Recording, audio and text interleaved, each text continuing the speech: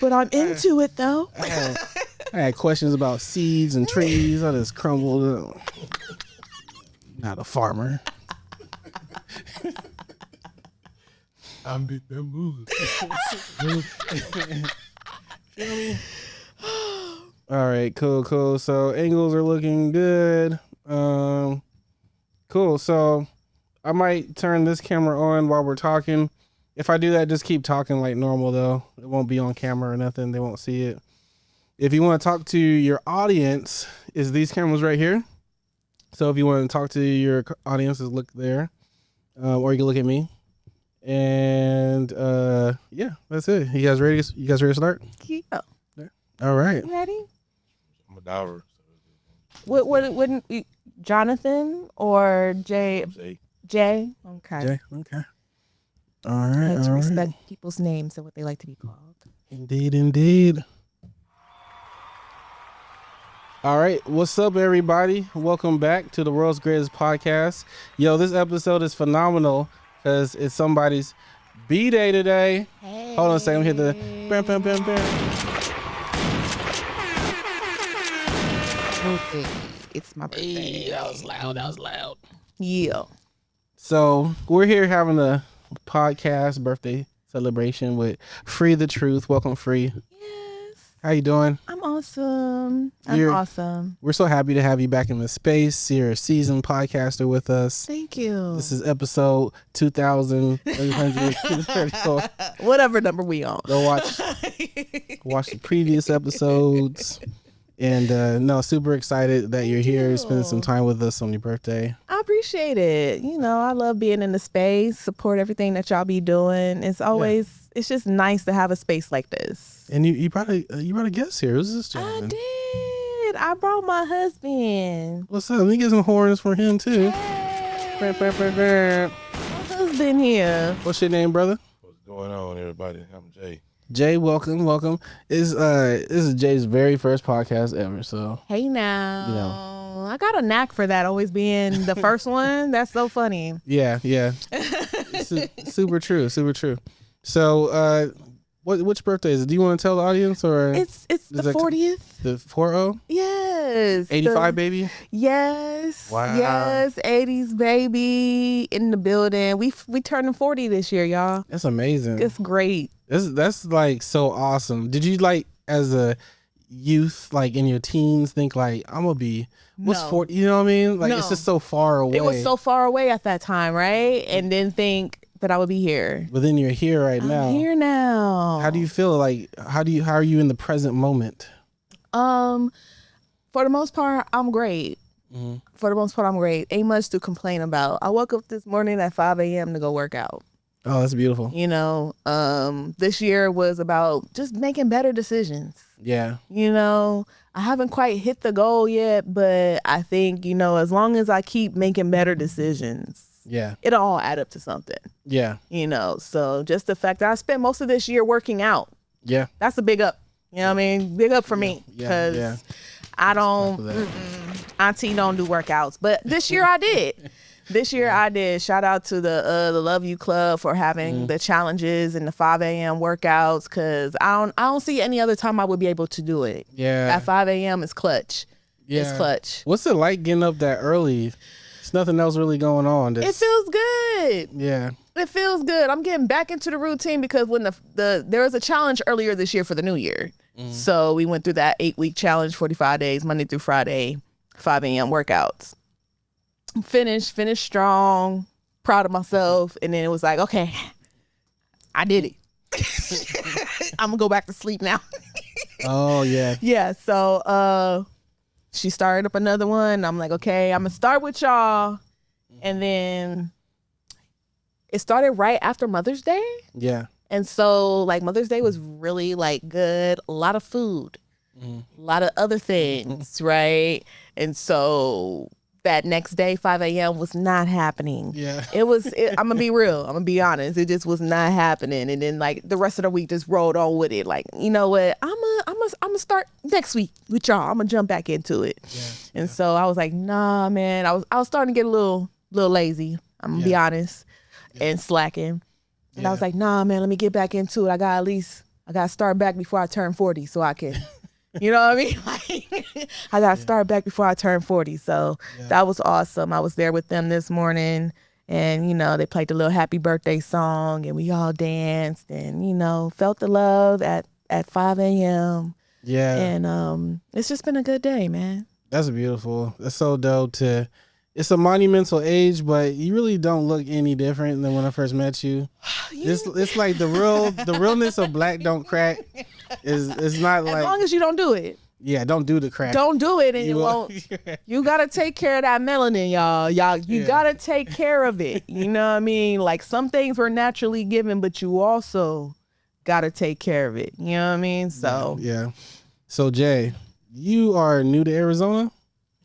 My brother, welcome to Arizona. Is this your first summer? This is my first summer. Oh, okay. It's not bad. I'm a Texas boy, so it's okay. It's temperature kind of similar. The only difference Yeah. It's a dry heat here and we humid back home. Yeah. It's different, bro. Just, you know, the humidity is cool because you can kind of hit a fan and, you know, that kind of cools you a little bit. But the dry heat, there's nowhere to run. There's nowhere to hide. Gotta embrace It will find you. Yeah. The ground's going to stay hot till like 2 or 3 a.m. You know, it's different out here, but it's something that you can adjust to. You know what I'm saying? But welcome to Arizona. Thank you for raising our rent prices. What a time, man. You guys got a love story. Yes. Would you guys love to tell it? You want to tell our love story, babe? It's your birthday. I want him to tell the story. I want him to tell it. And he got a better memory anyway, so he got like a thing for dates. And I'll be like, yeah, you know, just like a couple years ago around. He's much better. Okay. So the roots to our tree that we're growing. Yes. Began on Facebook, and like some Black empowerment Facebook groups. That's where you run into each other, and it was really me more so. She was already. I'm not really like a big social media guy, but her, she was already like. She already had like 9 billion friends. She was already like that. So, in the group, whatever group it was, I just kind of kept seeing her post stuff and say stuff, and I was like, the profile picture, you know, it was attractive. And so, Just a little bit. that was a start. So I clicked on her profile, and she was already talking about things that I was into. You know, so and I'm like, yeah, and it motherfucking look good too. So, y'all pardon me for my language. I'm an old Texas sailor, but and so I go through the pictures. Yep, horn dog alert. Yo, but it's just me and we're wolves naturally. You know, and so that's what it was. She was attractive. We already had topics and subjects in common, and so I said, okay. I sent the request, liked a few pictures. Mm-hmm. It's like a dog, you know, peeing on the tree. Okay, you know, and so I did some of that, and eventually we started coming, you know, back and forth to it. Then it Do you remember how you slid in my DM? You remember? I told her some to the effect of, you know, she was fine as frog hairs. He pulled one of my pictures off of my profile and sent it and was like, "You fine as frog's hair." Oh, that's some Texas. Texas jargon. Yeah, I sent that. I knew to give her, you know, a little old laugh, and which you did. And we just been going since. Like, so that started that was, I want to say, 2013, 14. Mm-hmm. And I did something out of the norm then. So at that time, she didn't know I was on a run. Oh my gosh. I was on a run from. I'm just finding this Now, out. I did give this brother the disclaimer before we started. So He's getting all the tea now. Getting all the tea. double jeopardy. Okay, got you. So it's already been disposed. Okay, for sure. Then it was some light stuff, but I was on a run for probation violation time from out of Dallas, and I was in Houston. During that time, I met the mother of my oldest son, and so this is like right after that. So I'm kind of going through. This is where she came in handy. You know, she's great with being an outlet, and so it's kind of how it began. Me as a young black male dealing with the whole baby mama, baby daddy. Yeah. And it's both our first child. Yeah. And, relationship just ended. And it ended bad, she was right there, you know what I'm saying? So we used to have these talks, and it was a lot of days when I was like on my bullshit because of how I was feeling about that. And she would always have the right words and help me see it from a woman's point of view too, and so that's where it started. So we pretty much kicked up a digital online friendship for about a year. Yeah. I lived over a year before we ever saw each other physically in person, and everything just felt cool. And I eventually flew out here to Phoenix. That was back in 2016. So it was almost 2 years we started talking to, almost 2 years. We was communicating for 2 years, but we kind of locked in that last year. So 15 and 16, we was like talking like weekly, almost every day, at least for sure every week. And I came out here, and she took me. Yeah, she tried to fuck over me the first night when I got out here. Try to what? Can you repeat that? Tried to fuck over me. Oh shit. And she took me to the little Asian joint. He had the crab fried rice, and she was like, "Want to get some sake?" Yeah, I'm not here to bring it like that, We had that sake, and at the time I didn't know too much about no sake. I knew about it, but I hadn't drunk it. Yeah. And man, I just downed it. It's hot and warm, and I downed it like some tea, and it went down just with some hot cognac. Hey, I was toasted. Boy, look at that. When she was cool, she was smoking. I'm not a big smoker like that. She was smoking like a broke stove. So I'm smoking with her. I kind of, too high. And so yeah, man, it was cool though. We had a good time. We had a good time. Yeah, we had a great time. And it was all like, it felt good. And I'll be honest, I'll be a little bit transparent. At that time, by the time I came out here, at all times then, I was all the way in the streets. All of my money came primarily from the streets. Yeah. So I dealt with, I'm gonna just say this, I dealt with women primarily. And so, but it was like I've always, knew I wanted to grow old. Yeah. But I didn't want to just, be like no old man having a bunch of women growing old by myself, and then but I've always did want to have at least 2 women. Yeah. Since I was a child, that's where I grew up. That's what was around me. I always felt that was natural. And so then he ends up with a Gemini, and then we took care of that. 2 for 1. 2 for 1. Oh shit. He said that story continues. Yeah. And so on that, while we on that, so that was a conversation we did have, about that. Because I was, one thing, I'm gonna say this, I think I'm probably the most honest man that she probably ever ran into. Transparent, probably any woman I probably ever dealt with. Because I'm very, very brutally honest and upfront. Yeah. And the reason I'm like that, I come from the old school players.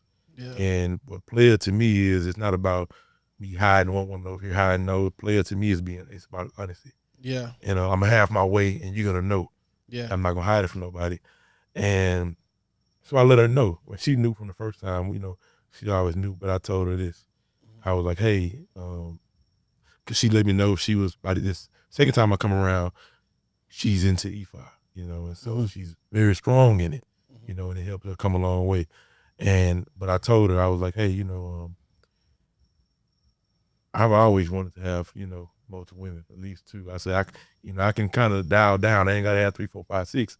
Mm-hmm. But, it may come a time, and she let it be known to me. She was like, well, it's against, what I'm doing and this and that. And I said, okay, well, I can sacrifice that, Mm-hmm. for what we grew or what grew, with us when I came back. I was like, I can deal with, with this you. But let me still put it on your mind, because absent of you, this is still something that I've always desired. Mm-hmm. To grow old and have 2 women where, Yeah. like it was back in the days. Yeah. We got the multiple women, we got the kids, and it's never a stress because it's all of us in the, It's a empire community. Empire. So that was my mind. And she don't want another woman alongside. She has that same empire mindset as well. Yeah. So maybe one day, I'll shake some of that Gemini down a little bit, and we maybe, because she's a bull, and I'm bullish about, what I want. But we was able to, unless we still did it. Yeah. But what ended up happening, what ended up coming to again after that, 2016, we see each other. We spent like that week together, and it was Valentine's week too. I wanted her. Mm-hmm.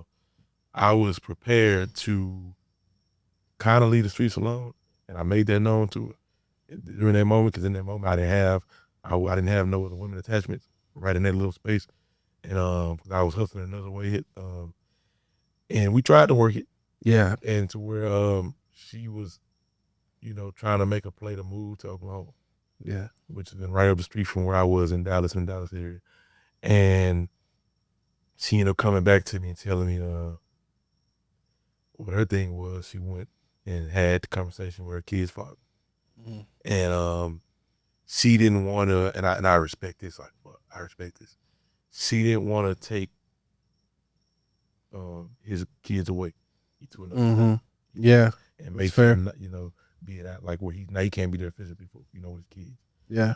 In the moment, and I respected it both. I respected it then, I respected it now. But also in that moment, I knew that I wasn't finna do no longer this relationship.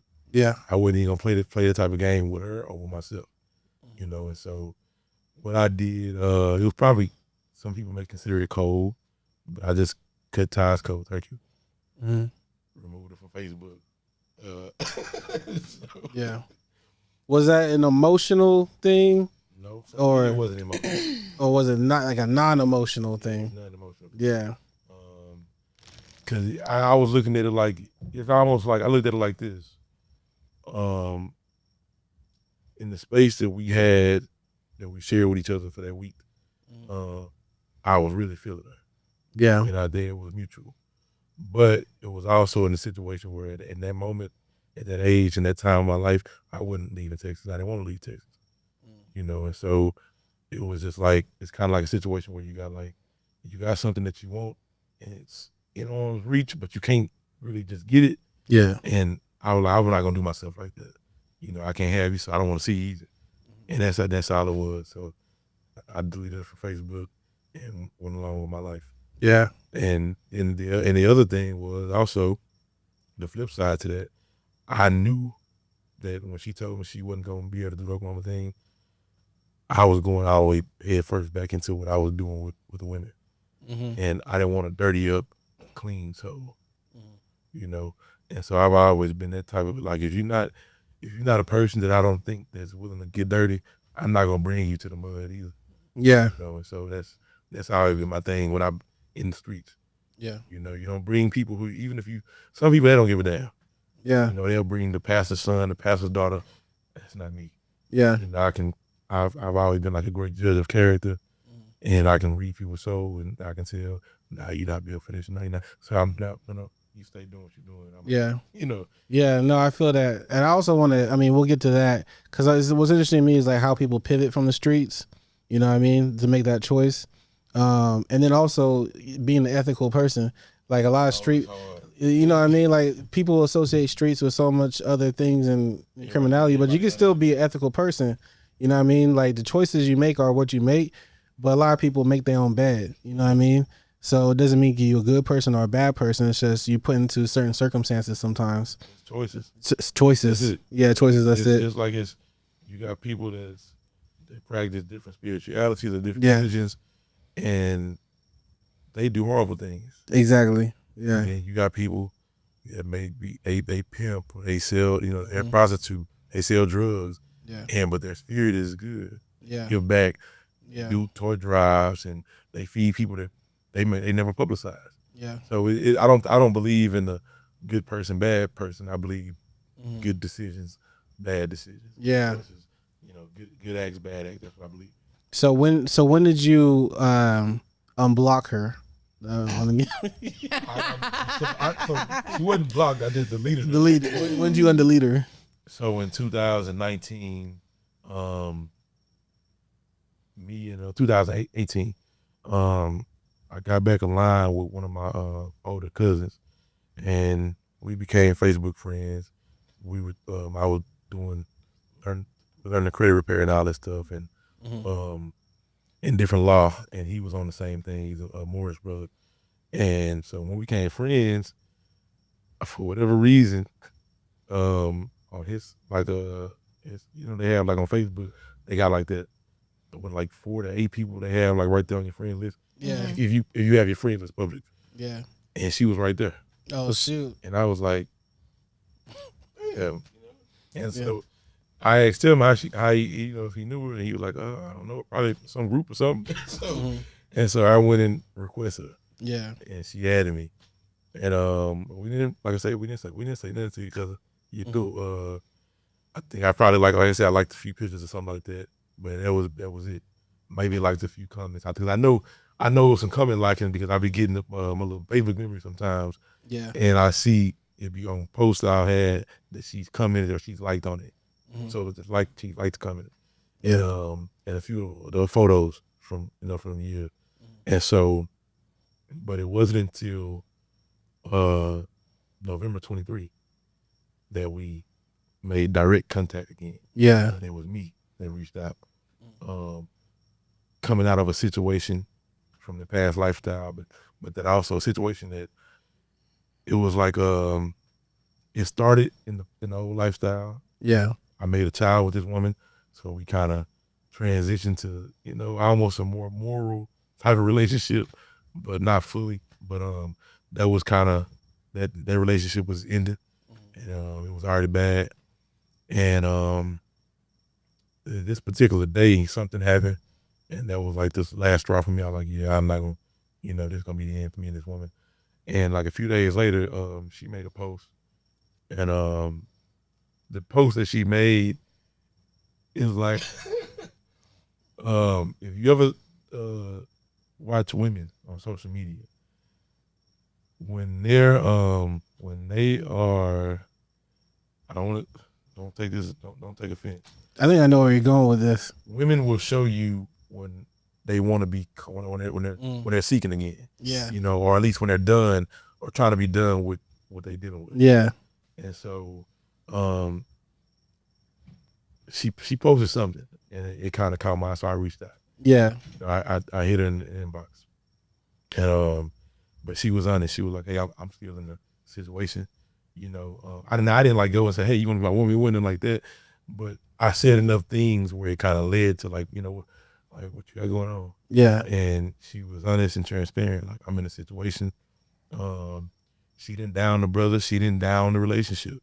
Even though, in my hindsight, it was, her stuff was bad, but she kept it respectful.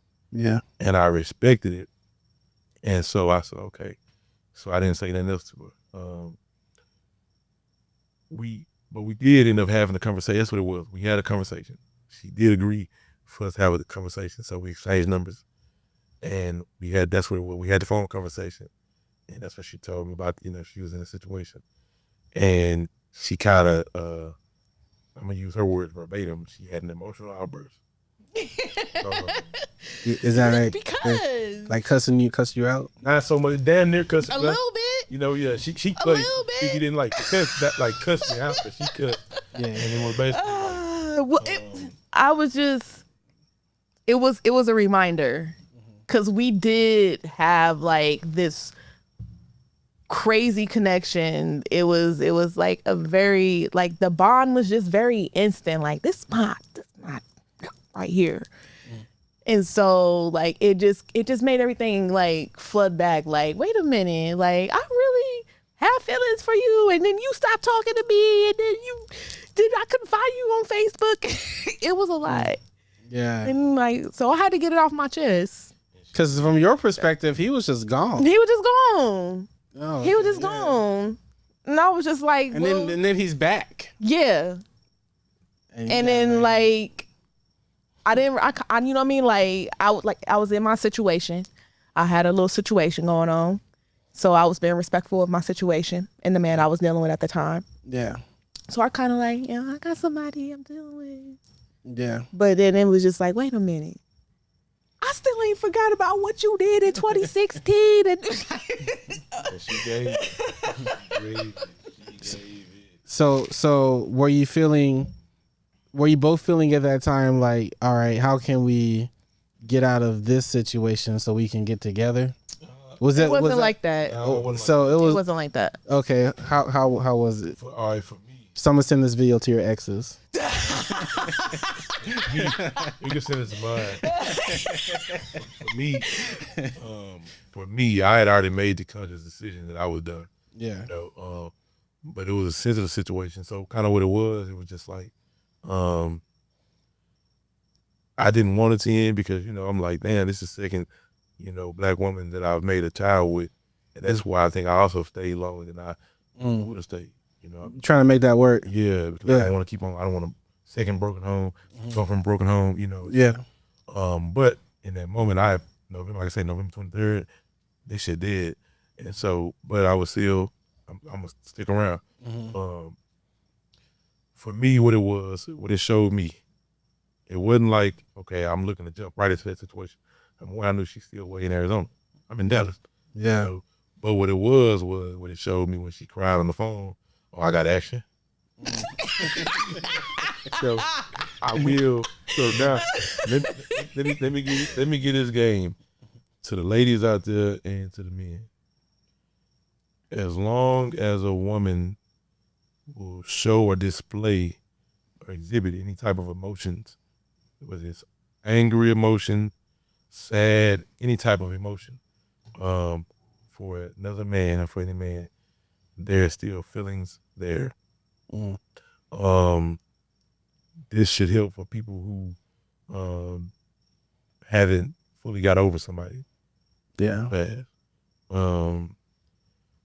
And that'll lead into another topic that we'll get into later on, either this podcast or another, because I think it's an important conversation. Yeah. But like I say, it showed me that I still had action. She still, cut for me. That's what it showed me. So, but what I did out of respect, because she did let me know, I fell back. And so I didn't reach out again, like I said, until it was like April, towards the end. It was like clear that her situation was over. And my situation was like, over, but I was still dealing with the It was super crazy, the timing. It was super crazy because, like you said, we had that conversation towards the end of the year. We're into the next year. It's April. And literally, like, the very next morning, he had called me after I had broke up with my ex. Like, the very next day. Like, and we hadn't even talked, like, that whole time. So it was just like, wait a minute. Like, yeah, we broke up yesterday.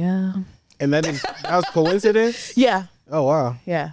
It was crazy, the timing. It was like this on straight up, no extras on it. We wouldn't communicate during that time because I still wasn't over my situation fully. Like, I was done, but I wasn't over it.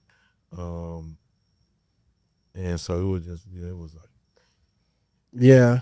And that's kind of what like brought us getting out of two fucked up situations. It's kind of what like brought us. It was like therapy. And so we got to the point where I think it was like April 28th, April 29th. It was like almost in, like almost there, right in May. we just started talking every day. Yeah. So when y'all realize, all right, we gonna try to do this, y'all go straight to fiance mode. Like, how did that? Man, look, How did that? You know, a couple visits to Arizona do that to you. You know what I mean? there was what was it? Two visits for me to Arizona. Yeah. One visit from for her to Texas to Dallas, Mm-hmm. and it was like as the first time when I left the very first time. That was May, like May 20, something like that. Yeah. Whatever that Black Males Conference was. Mm-hmm. She let me know like a day or two after that she cried when I was catching the Uber to the airport. Yeah, it was just, I don't know. I was just watching him pull off, and it was just like, we just spent all this time together.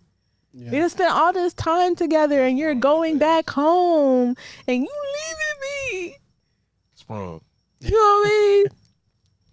Yeah. So it was just, I didn't expect to be like so emotional watching him leave. Yeah. And so that like struck a chord with me, like, damn, like.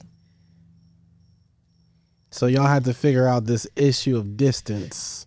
And then what? That's the crazy thing. It wasn't even like it was just like calculated. It was just everything just kind of flowed. Yeah. It wasn't like she never hit me with the, well, hey, Come to Arizona right now. Yeah, it wasn't that. It wasn't that. It was we was talking, and I was dealing with the legal issue, and so I told her, hey, I'm fighting this situation. Yeah. And the more we communicated and we FaceTime, we really FaceTiming every day. That's why we talking. So I was like, I'm at the point where I could use a change of scenery. And this is coming from somebody who I had all my life. It's kind of like my old man. I ain't got to leave Texas. It's the best state, Yeah. I didn't care about it. I've traveled, but yeah, I always feel like ain't nothing better than Texas. So, but I was, like I say, going through the situation, I was just like, let me tell you some of the advice that I've given other people. Sometimes when you need to fully let something go, you need to change the scenery. Whether that's moving to the other side of town, moving to another city, moving to another state. Yeah. And so for the first time in my life, I contemplated that idea of leaving Texas. I just leaving Texas 1,000 miles away, and so the weather part wasn't a thing for me because I'm a Texas boy. It's hot as hell in Texas too. Yeah. There was never no issue, Yeah. Only thing I really don't like, there ain't really no grass out there. But other than that, Yeah. But so, when she came, I started having those thoughts after the second time I came. When she came the last time, I think is when I made up my mind. Like how she felt that first time, I felt like that when I took her back to the airport. Yeah. I was like, damn, okay, she was great with my son. And I didn't want to, I wanted to hold on to that feeling. And then I looked at it, I kind of looked at it like this. All right, you're 34. And it's a reason that this woman, jumped back in. Like, it just came back. And I'm a probability guy, I'm a numbers guy. What I've always known is that in life, we get a few chances. Yeah. Trying to have some real love. Yeah. You might get action when you're a kid, if you got a girl in your neighborhood where y'all can grow up together. But I feel like that's the best time to really try to have some love because it's around from a child. Y'all already know each other. So you know each other's motives and, if there's any bullshit. And you can get it again before you touch some real success, or just as you grow. But it's, you got to take them chances. So I just looked at it like maybe this one of them chances. Yeah. And maybe it might be my last chance because I already kind of had in my mind, man, I'm going to just grow old, be like my old man. I just, when I need to scratch my itch, I go, catch me a little something. Yeah. And, but I'm like, why not take the chance? And at the point of up to that point of my life, I had pretty much done everything that most men would want to do. I've had up to as many as six women. You know, just my women. Only thing I really had. Hold on. 6. Okay, we'll get back to that. Never mind, go on. But the only thing I really hadn't done is fully give myself to like a serious relationship like that. Yeah. Like I pretty much, I kind of did it with the 2 kids' mothers, but not really. Is this your first time trying monogamy? No, it's not my first time trying monogamy. Okay. Monogamy has never really been an issue for me. The only thing is it just depends on like the times I've tried it. I'll say this. This is what it is. Every time I've done it, I have a whole lot of girlfriends, maybe 3, a whole lot, 3 or 4. It just never worked out. Yeah. You know, not that I just went out there was cheating. It was never the case. Yeah. It's just like my last situation. We didn't start like on a monogamy thing. We started we started on some P&H stuff, you know, read between the lines, P&H, anybody.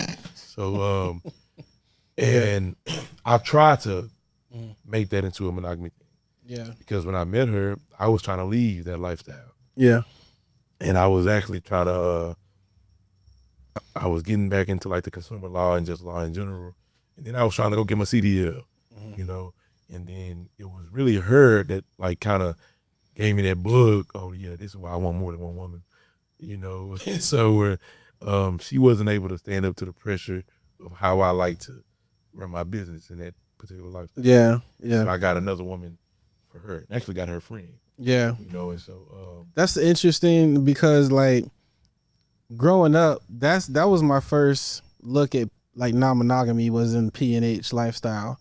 Just some of the older cats that I knew, they all cohabitated together and lived under the roof. You know what I mean? So I was like, I just remember being a youngster like, what is this? All y'all live here together and pitch in? Right. Hey, what's this about? Right. No, he broke it down to me what it was. But I think today we have more language to describe these like situations and stuff like that instead of just calling it P&H and stuff like that. But all P&H really is the average person may be able to look at it and say it's just a perverse form or immoral form of polygamy, poly lifestyle. You know, it still your person is into history. You knew the ancient African tribes that they pushed. Yeah. So that's nation building. You know, it's easier for 3 heads to take care of a child than it is for 2. And if the man is out there being a hunter, it's easier for 2 women to rear children than it is for the one woman. Yeah. You know, we see it now. A lot of us don't like to look at it, but this was causing the stresses and breaking the backs of Black families now. Yeah. You know, single parent households. Yeah. I noticed that once she wanted out of the lifestyle or she got pregnant, then she needed stability and like somewhere to be at. And after having a baby, you don't want to go back to doing that. So that's pretty much what I saw, like situation after situation. That's pretty much what it is. Yeah, it was what it is. As a child, they don't want to go back out. Yeah. And the only ones that, now you get some that do want to go back because they've become accustomed to the type of living. Yeah. And it's kind of situation with my youngest son. She don't really want to, she don't want to go back out there, but she got accustomed. She's had a job. That job fits in. But once you get accustomed to, let me kind of put it in perspective. Let's say you're working your regular job, and you're 9 to 5. Every 2 weeks, your check might be $1,500, $2,000, $33,000, $4,000, making decent money, $4,000 every 2 weeks. You're making $8K. You're real good. You're making $6 to $8K a month. But get to the point where what you get in 2 weeks, you get in 30 minutes or 1 hour. Right. And to where you go from making maybe $4,000 a month to where you just had a $40,000 a month. You got $30,000 a month after that. Yeah. It's hard you know, to one. Yeah. Oh, man. Yeah. No, man, I could talk on that. I accidentally got into that because my homegirls was doing it anyway, and it was dangerous. And they'd be like, just run with me over here real quick. You know, on that type of shit. Watch my back real quick. Well, what you doing over there? Just watch my back. Okay. And then she gives me all her money. Like, what am I do? Okay, well, I'll hold your money. You go to the next spot, right? And so I didn't really realize. Y'all ever see that South Park episode with Butters? Yeah. It was like that shit. I was like, wait a minute. All right, I think I'm selling kisses. I had to kind of figure it out. I was like, all right, it is what it is. But I did realize that it's like temporary. Right. It's like, this ain't sustainable. Mm-hmm. I'm gonna go to jail, or someone's gonna go to jail, get shot. I'm gonna shoot somebody. Something's gonna happen bad. Right. So we still gotta figure out how to pivot out of this shit. But the money is getting your needs met, survival. Like, if I'm making so much money this quick, and I don't gotta punch a clock, wait on somebody, potentially get fired on some bullshit. You know what I mean? Yeah, it's just how to get your needs met, how you figure that out. It's not so. For me, for a long time, I looked at it as sustainable. Mm-hmm. Hustling in any form of the streets. That was kind of what I made my whole thing. But it's really not. It shouldn't be. Let me say, it shouldn't be. It's not sustainable no matter what. Yeah. The reason it's not sustainable because every woman is gonna have their body is gonna retire them. Right. No matter what. Like stripping. You know, the body's gonna retire. The way it becomes sustainable for men is as long as you can still catch. You can still catch a young woman. That's what make it can be a sustainable situation for men. Because as we get older, we go into our prime is older than women's. Yeah. Women's prime is early, late teens, early 20s, as far as physically, you know, unless she gets, well, even still, because it's gonna come. Bro, the only way it's sustainable is if you white. Let's just keep it a buck. Like, Hugh Hefner did that shit till he was 97. Well, that's what I'm saying. Puff Daddy tried to do that shit. Nah, Puff Daddy didn't try to do that. Puff Daddy a freak. Puff Daddy a cook. If he would have ran it like Hugh Hefner, he probably wouldn't be. He probably wouldn't be. Yeah. But Hugh Hefner did have the privilege of being a white man in America. Yeah. He did have that. I looked at it. Yeah, he should have been locked up too. Yeah, a lot of them. But he had the complexion for the protection. Yeah. So, but what it is just it's a thinking man's game. Mm-hmm. Everything in the world is a thinking man. You know, you got to be a thinker. But that's what helped me survive. Yeah. So by surviving mean not getting killed, not going to jail. Yeah. And so the men who can think and who don't react physically with these women, they can last a lot longer. That's more than their lifestyle. But it's for me, I never, even as a kid, I never wanted that to be like this. I want to grow to be. I wanted to be that when I was a little kid. I also wanted to go to the NFL. Yeah. So sports has kept me a long time. Yeah. You know, and I was a high level athlete 150 pounds ago for a long time. Mm-hmm. But I always wanted to do it and transition. But here's the problem. When you get that money like that, it's hard to be able to focus unless you get to like a certain amount of money to be able to say, okay, I got this amount. Now I'm going to try to focus on this endeavor over here. Yeah. You know, because when you try to do one foot in, one foot out, that's how you get killed. Yeah. That's how you go to jail. Yeah. You know, I've seen it. Yeah. And that's how also you can fall off. I've also seen a lot of guys where they'll stack a certain amount of money and then I'm like, okay, I'm going to try this. And they start investing all that hustle money into this, and then that fails, and then now they got to come back all the way full-fledged. Mm-hmm. That's happened to me twice as well. Yeah. And then it's where I got to like, okay, man, fuck that shit. And then, but even with me also too, every time I tried to leave it cold turkey, some bullshit would happen. Yeah. And I would, okay, nah, let me go back to the streets. Yeah. Yeah. Nah, man, that resonates with me a whole lot, man. Before we get too far gone, I'll go. I'm gonna reset conversation. Reset it back.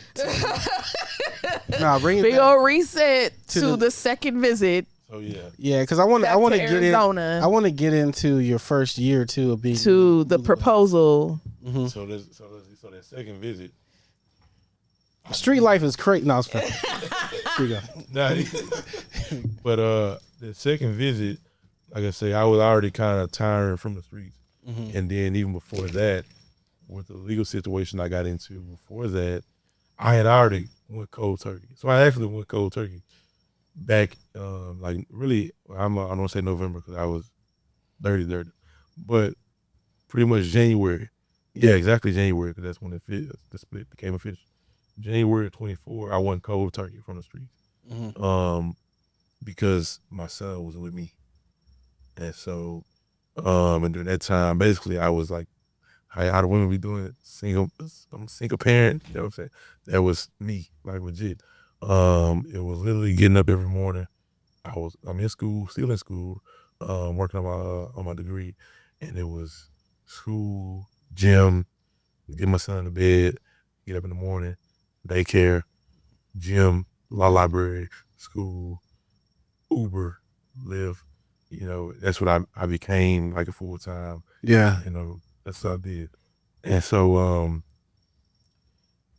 I quit that cold turkey and I was like, okay, I really like this woman and I can see myself going over with this woman. I can not just that, I can see my son having a beautiful woman, a strong woman to help rear him, you know, and alongside me, grow him into the man, you know, and have the lifestyle that I desired as a child.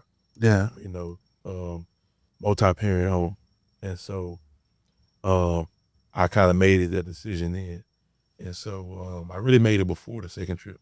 So I was going out there, flying back out here the second time. I already had in my mind, like, I'm going to Arizona because we had already had the talks. I'm going to move out there. And I was just like, let me be honorable going into the situation. Yeah. Let me backtrack real quick. While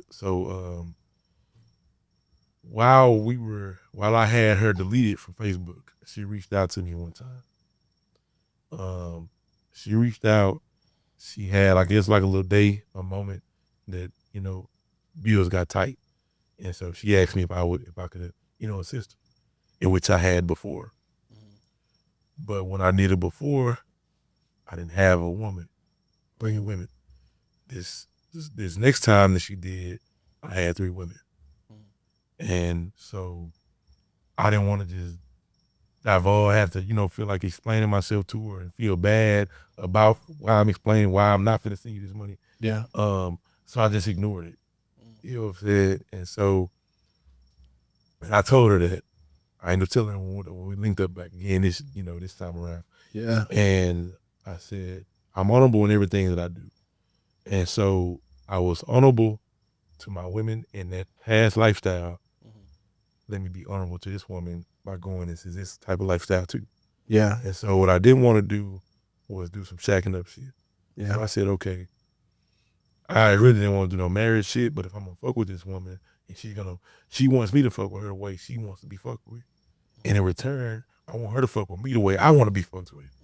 So I'm gonna bridge that gap. I will marry you. Yeah. You know? And so the second trip, it was like, the day I left, the day I was leaving. I was leaving her, we were at her job. And I asked her, we want to get married? And it was a yeah. And so, okay, that's what we're gonna do. It wasn't even no emotions about it. And I'll be honest, it wasn't like on some, I'm so in love. I'm not gonna lie to tell you. So I don't want nobody thinking that or you even gotta feel like the fairy tale love. If y'all respect one another and y'all really, there's that, if you got all those connections there, it's physical, it's emotional, it's a mental connection, that's enough to build it. Yeah. You know, that's enough. That's actually better to have it that way as a foundation than try to build it on just feelings, you know? Yeah. Because feelings are fleeting, you know? And so, like, that's what it was. Yeah. This is what we're going to do. I mean, I feel like we both, that second visit coming in was just like I think it was just like, the energy was already there. Because like he said, when he came back around me, spirituality, my journey, Ifa, Lakumi, all those things was going on for me. So I scheduled us a cord cutting. You got down on that. So What is that? like a cord cutting is a ritual, a process in which like you're. That's what they always say. You a witch, ain't you? Maybe. But where you're being like emotional connections, things that you are still tied to, rather emotionally, physically, sexually, whatever it is, and it's a cutting of those cords to you, those attachments. And I knew he had like all that stuff going on with his baby mama. Like I had my own process. I already went through that. So I understood that there was still some emotions and attachment there. And, you know, I'm coming off of my last situation and I want to clear all that bullshit. So we doing the cord cutting today. It surprised me, didn't you? Because I feel like we needed it. I knew what I was in it for. Yeah. So it was kind of like, when we had that moment, it was just like that whole time was like it was already like set. Like we gonna make this official. Is that like a fresh start, beginning anew? Yeah. Releasing the old. Yeah. Absolutely. I feel like everybody should do something similar when entering into a new relationship. Like, you know what I mean? Get rid of those attachments. To entering. Yeah. So you popped a question. What was your response? I was surprised. Yeah. I was surprised. I'm like, for real? Okay. No ring, no nothing. Just, okay. Yeah, because when you pop the question, that's a very emotional point in time. Then you can start going into planning. Yeah. Like, okay, well, we are going to combine our situations for real now. How do we make that work? It's gonna be different for everybody. Yeah. So it's never gonna be. It's not a cookie cutter process out there for anybody. But you said the right word, planning. If once you get to a point where you're even discussing or thinking about combining a marriage, you should already have all parties should already have a good guideline or like a good some more word I want to look for a good idea on how it might be you know once you combine with this person. Yeah. And it was like for me, I knew our hardest challenges were gonna be shit from our past, how we are accustomed to, or how we do things on our own. Yeah. So that's when you combine. That's what a man and woman. That's gonna be the hardest thing. How because usually this is what it is. Mostly men and women do this, but more so women. A lot of women take the way they dealt with the last man to the new man. Now, if this new man is similar to that man, it might be a mess. Yeah. But if this man is different than the man that you've had in your past, that's where it can be oil and water sometimes. And we've experienced that in our first year. And not so much as she was just programmed for the last man. A lot of, more so, majority of her adult life, she was single. So she has her way, you know, what she deals. And then me, I've had my way of how I deal with women. Yeah. How I expect women to deal with me. Yeah. Her. And so, and it's like, it's unlearning and then learning. And that's all it is. Yeah. Unlearning old habits that maybe your new person don't really like. But I don't feel like that's gender specific. I think that like a lot of people do that. Well, I think a lot of people do that. I just think women on average are usually hold on to how they dealt with the last man more so than men do. Do you too? I don't agree with that. Because there's a lot of dudes who got their heart broken in elementary and high school, and they still carry that energy till this day. Of course, but I'm saying where I'm coming from is this. Where I'm trying to let me clarify. I done synced it. Okay. So from my past lifestyle, you see it more so. Let me give an example. You worked at Kroger 10 years, right? You become an employee for Kroger. You're gonna operate the way Kroger tell you to operate. If you in stocking, Kroger's gonna have you do things the Kroger way. Or wow, here's fries. Kroger and fries, same thing. Just in Texas, it's Kroger. So you're a stocker for fries. That's your thing. It's gonna be the way the fries way. Yeah. So their motto. Okay, but then now you go work for Target. Now, even though you becoming a stalker at Target, so the foundation is the same thing. Yeah. You know, you're a stalker. So, but Target is gonna do it a different way. You know, and you might think, a lot of times because you already know how to stock, you leave fries and you go to Target thinking, it's gonna be. Now, you're at Target now. We want you to stock it this way. Yeah. Because we're appealing to this type of customer. You know what I'm saying? So it's gonna be, and that's the way relationships are. Yeah, you're still a woman. Yeah, you're still in a relationship, but you got to cater to this man. This man is not the same as this man over here. And so when that past lifestyle is more so probably more hardwired than that, because usually the women take on the full personality or program of that particular man. You see? Yeah. And so, and then when you go to the next man, a lot of times it be ego thing, like, oh, I'm already doing it. I don't give a damn about none of that. You know, so, and that's the way it is in reality too. Like, hey, I don't care what you and that man had going on. Yeah. Fair enough. Circling back. I want to add a little bit of some little sauce on that. Okay. So I've been in a relationship for a while, so this is just like me observing mostly, but I do notice that sometimes women, I'm speaking in general, have a challenge balancing their feminine energy and their masculine energy when dealing with a man that is trying to provide direction for the relationship. Absolutely. Does that make sense? Definitely. And it don't matter if she's been single for a while or she's in the relationship It's just that, you know, the energy sometimes is felt like, well, who's this nigga to tell me what to do?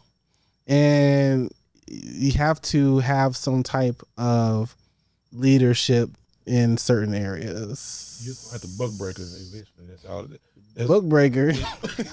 It sounds hard. Yeah. But that's the reality. So that's a harsh word. But what I'm saying is, what you got to say for I'm like, bug breaking? We gonna do that right now? So look, eventually, the only way it works is she's gonna eventually have to soften her stance. Allow him to be the leader. That's the only way it'll work. Yeah. She has. Okay. I think that they're in my own experience, in my observance, and just a full understanding of why it even is that way, right? I just think that there has to be a time for that shift, for that change, for that unlearning, relearning, that reprogramming, because you know what I mean. Like a lot of women are that way out of safety. You know what I mean? Like they trying to keep themselves safe. A lot of women do run into the bullshit man or a man that they expected to lead them right to where they both desired to go, and then it didn't happen, and so a lot of them become hardened, and a lot of them they want to try to avoid wasting time, and so it's understandable. That's why I've dealt with it a lot with that past life. So it's like, and she, you know, she's bullish, you know, but it's easy for me to deal with her because I'm kind of probably a little rare from my past life. A lot of men like the women that's like ready-made submissive, that'll do whatever you tell them without anything. I've always preferred for myself in that past life more a woman that maybe be a little more hard. Because usually the women that I got to work with a little bit more, they're gonna have a little more intelligence. Yeah, you want them to still be able to think for themselves, be a free thinker. Me personally, I need you to think. You can't tell them everything to do. They got to go. Like an anomaly. Yeah, those guys in that lifestyle, they don't. Nah, I'm gonna think for you. Yeah, that's not me because I don't want to be a babysitter. Right. I didn't, back then, and so I want you to be strong because guess what? Especially if we got kids together, we make kids, or if you taking care of my kids, it may be one day, we don't like to talk about it, but I may be gone one day. Yeah. Truly. Yeah. And I need to know that the woman that I built this shit with can keep it going. Even when I need to know that she's strong enough to choose another proper man like myself to continue. I need to know that she can make these decisions on her own with me being absent if that's the case. Was I'm just sick or was I, my spirit moves on. Yeah. And I think that's really what it is that we women, until we have the covering of the man, we are on our own. So that leaves me in the position of having to make all the decisions. Yeah. I have to make all the choices for myself. And so when you're constantly in that position of like, well, I have to make sure everything works out. I have to make sure everything works because there's nobody else. You know what I mean? It's hard to not be that person anymore. It's hard to be like, okay, I can trust your decisions. You're going to do what you said. You're going to follow through. I don't have to worry about it. Are you sure? You know what I mean? Like it's really hard to like relinquish that superwoman cape because you're just used to putting it on every morning. The key thing I heard there was trust. Yeah. Yeah. You got to be 100% because even if it's 99%, that 1% gets felt. You know what I mean? It's the one. Especially with women. It's energetically. A woman to lead. She lead at 99%. Yeah. Because of that 1%. Yeah. Yeah. That 1% could be Grand Canyon big. Absolutely. So let's still go along the timeline here. I want to go all the way up to the point of your marriage date when you guys got married. Like what was the family's and friends' reaction? Because low key, no, let me backtrack here. You and I were we were podcasting a little bit. You were telling me a little bit about your situation at the time. Yeah. And then maybe like a month later, you was like, yo,